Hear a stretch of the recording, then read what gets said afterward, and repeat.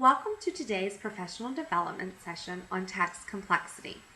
Please take a seat at a table labeled with the grade band that you teach. After you are seated, please participate in the Do Now activity. We will share our discussions after everyone has arrived. Thank you. Once again, welcome to today's session on text complexity. Would someone share what text complexity means to you? Thank you. Could someone please share how to determine text complexity? Please do not worry if you do not know how to answer this now. It is the goal of today's session to equip you with a variety of information so that you can respond to this question by the end of the session today. Finally, would anyone like to respond to the last question? Thank you. As we progress through today's professional development, you will learn how to answer all three of these questions. It is my hope that you will feel confident enough to take this information back to your home school to share with your colleagues.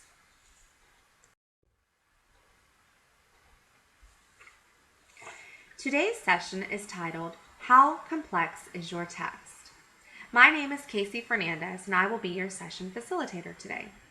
Over the next 30 minutes, we will explore text complexity and its role and purpose in today's classroom. Let's begin by reviewing our session's norms and taking a look at the session's objectives. Our norms for today's session are as follows. Be present and engaged. Be respectful of differences in perspective while challenging each other productively. Monitor airtime. Make the most of our time together. And stay focused on students. These are the standard session norms set forth by Shelby County Schools. These are the objectives for today's session. By the end of our time together, it is my goal for you to know the purpose of text complexity and how it is determined, to understand the importance of utilizing complex texts in the classroom, and be able to determine the complexity of a text to enhance classroom instruction and student achievement. Let's begin by looking at some truths and myths about text complexity. You are about to see some statements regarding complex text. Together, let's decide if we believe these statements are true or false. True or false? Harder texts make better readers. This is false. Just because the text is hard does not mean it is helping students grow. The text must present challenges for the students to work with, but must also be engaging enough to gain the students' interest. Today, you will learn how to create this balance. True or false? Scaffolding text allows for growth. True. The change in presenting complex text must be progressive. Students must be able to build confidence while working through new and complex texts. True or false? Students should only read texts in which they feel comfortable. False. The students need to learn to embrace texts that are challenging and promote academic growth. True or false? Students should only read texts that I, the teacher, feel comfortable with them reading. False.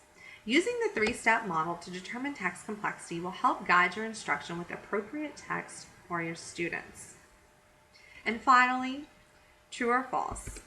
Complex texts are only found in nonfiction texts. False.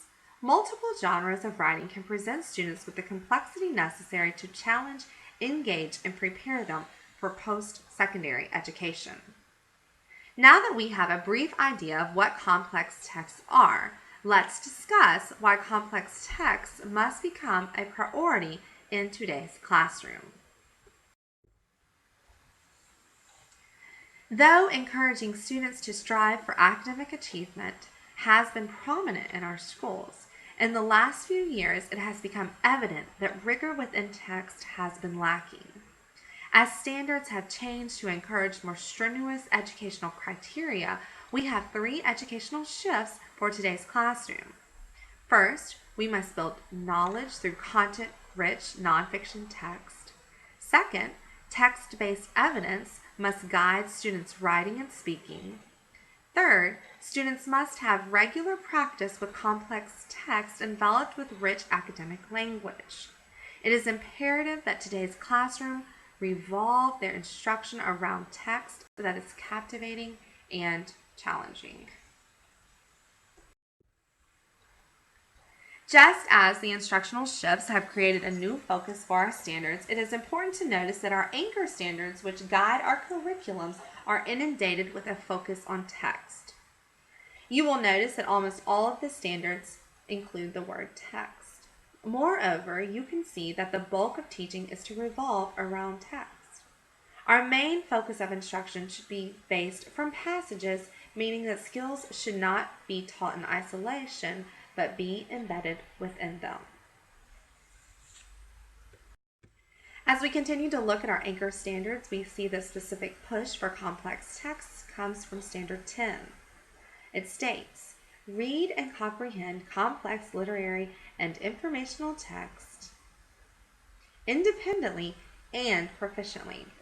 Thus, the push for educators to present our students with texts that are challenging and provide them with opportunities to grow. It is important to notice the key words in Standard 10. Not only must students need to be able to read and comprehend complex texts, they must do it independently and proficiently. This task will require years of progressive educational stamina building to ensure our students are progressing towards educational success. Though this is the last standard, it must be the first to guide our instructional design. In addition to the instructional shift mandated by the Common Core State Standards, Shelby County Schools have developed focused goals for our district. Together, we are working towards Destination 2025. Destination 2025 is a collaborative effort designed to enhance instruction and increase student achievement. Specifically, Destination 2025 has an 80, 90, 100 goal. As you can see, this goal is for 80% of our seniors to be on track to enter college or enter the workforce straight out of high school, 90% of our students to graduate on time, and for 100% of the class of 2025 students to enroll in a post-secondary opportunity. In order for SCS to accomplish this goal, Destination 2025 has focused on 5 priorities. These 5 priorities are guiding change and providing progressive steps towards achievement. As you can see, priority 1 is to strengthen early literacy. This is where text complexity comes into play. In order for our students to be prepared for the future, whether educational or vocational, the level of learning must continue to increase and develop. Let's look at priority 1 in more detail. Priority 1 focuses on strengthening early literacy. Priority 1 encompasses the use of CLIP, which is our comprehensive literacy improvement plan, in which most of you are familiar. It discusses involving parents and stakeholders in our efforts to increase literacy. It also discusses a desire for strong early grade teachers. It is vital for all of our teachers K through 12 to be charged with the task of developing strong readers and thinkers. As students progress through each grade, their abilities to read and comprehend text should increase. Early grade teachers must develop a strong foundation, while upper grade teachers must continue to maintain and increase growth in literacy. Let's look at some statistics of today's students. As you can see, students are not being fully equipped with the reading skills necessary to be successful in post-secondary environments. Our students are currently reading texts that are not as long and not as difficult as students in the past. Unfortunately, this decline is causing students to struggle even more in college. As you can see, almost half of our students are leaving high school unprepared. It is our duty to make this change. Throughout today's session, you will learn how to decrease this gap and prepare students for success. Now, let's dive deeper into text complexity, what it is, and how to determine it. Text complexity can be defined as the measuring of how challenging a particular text is to read. In reference to the word challenging, simple word usage is not the sole factor in whether or not a text is considered complex. Text can be challenging based on vocabulary, such as the words and phrases used. Also, texts can be challenging based on sentence structure. What type of sentences is the author using to convey the message? In addition, text can be challenging based on coherence. Does the reader need to have extensive grammatical background knowledge to understand text? Organization can create a challenge. Is the text sequential? Will the reader have to retain knowledge from different parts of text to grasp understanding? Also, background knowledge can present a challenge. What does the reader have to know about or have experienced in order to understand the text? All of these things come into play when determining if a text is complex. The quote on this slide states, "Research shows that no matter what combination of factors is considered when defining text complexity, the ability to read complex text is the single greatest predictor of success in college." I find this very interesting. Not only does it show the importance of literacy education, but focuses on the importance of complex text. Research shows that this is a true statement, regardless of gender, race, or socioeconomic status. We have spent years focusing on critical thinking and enhancing comprehension, but the ability to read complex text plays a critical role in actually understanding the complex text.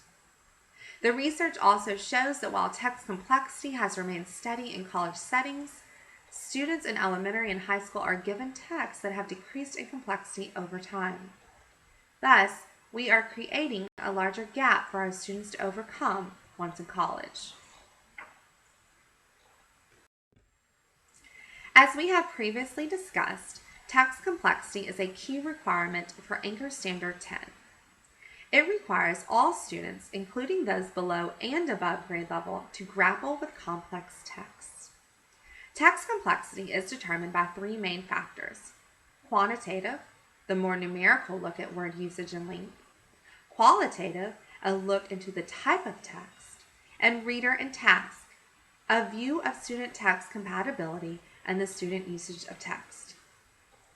When utilizing complex text, it is important to keep a few things into consideration. First, students must be challenged. However, the challenge must occur at a pace that maintains student interest. This can occur by allowing students to read texts that meet them at their skill level but expose them to new ideas, concepts, and ways of writing. Students must be able to read a text fluently in order to work through it. Teachers must find the appropriate balance between challenge and comfort. Also, though it is important to expose students to new ideas through text, it is okay to allow them opportunities to read text that they are interested in and comfortable reading. Increasing text complexity is not about challenging students to the point of burnout, but scaffolding their text-based learning at a degree that they increase their skills while maintaining interest. With that being said, it is important to remember that if teachers are providing complex text to all students to increase their abilities, at some point, all students will struggle with text. In the same way adults have to work through college-level text, appropriately raising the level of complexity for all students is important. It is the role of the teacher to make sure this is occurring. Knowing that many of our students come to school below grade level, tasking teachers with the responsibility to continually increase text complexity can seem daunting. However, all students need exposure to complex text for future success. It is critical that all students develop the skill, concentration, and stamina to read complex texts. Understanding text complexity and gradually presenting students with texts that challenge them in a manner that encourages growth and promotes self-assurance will allow for the students to take charge of their learning. Teaching students to willingly struggle with text will in turn allow them to build self-motivation and assurance. Quantitative factors are part 1 of 3 when determining a text complexity level. Quantitative factors look into the text's readability, focusing on word usage, sentence type, and length, and overall difficulty. This measure is called a lexile. A lexile is a unit of measurement used when determining the difficulty of text and the reading level of readers. Fortunately, there are multiple computer-generated programs that have determined the quantitative measure or lexile scale of a text. It should be noted, however, that many complex texts, such as fairy tales, can be given lower lexile scales based on the word usage and sentence structure. Yet, some fiction texts have complex themes and text structures. Therefore, choosing an appropriate text cannot solely be based on its quantitative factors. This graph shows the increased lexile ranges aligned to Common Core standards per grade band. As you look at this visual, you will see that levels and ranges have increased per grade. For example, 2nd and 3rd graders are now expected to read texts 4th and 5th graders used to be responsible for. 4th and 5th graders are now reading texts 9th and 10th graders used to read. The graph shows the drastic increase in reading expectations for our students. Qualitative factors require the teacher to make informed decisions about a text. The educator must read and evaluate the text looking for measures that increase the difficulty of the text. Teachers must look for things like author's purpose and level of meaning. The teacher must look at the extent of knowledge and demand of readers' experience. Also, the teacher must look at the format of language. Does the text speak directly to the reader, or does the reader have to make multiple inferences to determine meaning? Does the text flow in a sequential pace, or does the reader have to move through text structures that demand attention to detail? Also, the teacher must look at text graphics and their role. It is crucial for teachers to take the time to evaluate qualitative factors because lexile levels cannot grasp the fullness of a text material. Non-traditional texts, such as poetry, cannot be given a lexile measure. Thus, the teacher is responsible for evaluating the texts for complexity. I am sure there are texts you can think of that either did not meet the needs of your students or were too complex for their understanding at the present time. Therefore, you can see the importance of analyzing the qualitative factors. Finally, reader and task factors evaluate additional hindrances to a student's ability to be successful with a text. Let's look at the questions on the slide. These are all questions we have asked about our students and their work. Utilizing these questions to further evaluate a text will allow for your students to feel successful while working with complex texts. Now that we have discussed the multiple aspects of text complexity, let's put our learning into practice. In small groups, we will determine the qualitative and quantitative measures of a specific text. Working with colleagues who teach in similar grade bands, first determine the quantitative measure of the text provided by utilizing Lexile.com. Next, you will use the companion to qualitative scales to explore the complexity based on the 4 dimensions listed on the handout. Last, you will discuss reader and task considerations. We will share our findings in about 10 to 15 minutes. I will be walking around to provide assistance.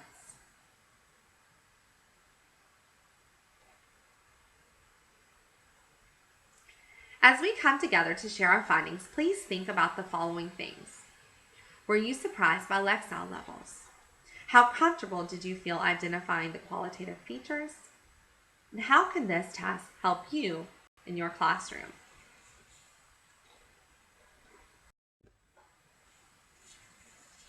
Now that we have practiced evaluating text for complexity, we will review our learning by watching a short film. This is a summative video of what text complexity is and means. While watching this brief video, please think of any questions or concerns you may have that we have not discussed today. Also, included on this slide is an excellent video resource that reiterates what was discussed in today's session. On your own, use the video as a mini refresher course.